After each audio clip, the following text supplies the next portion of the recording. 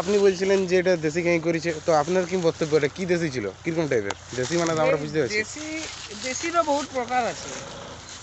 ঢুকা নেই। Bangla, Gujarati, Marathi, panjabi, West Indies, তার মধ্যে এটা বাংলা খাই করা বটে। তবে জিনিসটা হচ্ছে যে আমরা অনেক সময় ভাবি যে অ্যাক্সিডেন্ট হলে দোষটা হচ্ছে ট্রাক ড্রাইভার কাশীনাথের, কিন্তু সেটা অনেক সময় নাও হতে পারে। দোষটা হচ্ছে মমতা দিদি।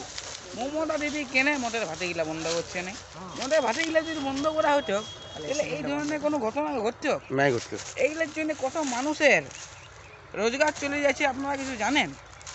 তো ব্যাপারটা হচ্ছে মদের ভাটিগুলাকে বন্ধ করা, না এলে কি হবে, এখানে দুর্ঘটনা আপনার ঘরে ঘটে যেতে পারে।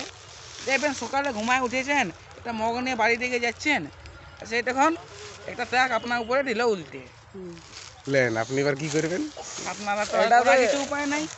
এখানে কোনো মানুষ ছিল না, মানে না হলে আরো বড় দুর্ঘটনা হতে পারতো। আপনি জায়গাটা দেখুন, জায়গাটা এমনই জায়গা, এই জায়গাগুলোর মধ্যে মানুষ সকালবেলা প্রাতঃক্রিয়া করে, রাতের বেলায় নিশা ক্রিয়া করে, দুপুর বেলায় দুপুর ক্রিয়া করে।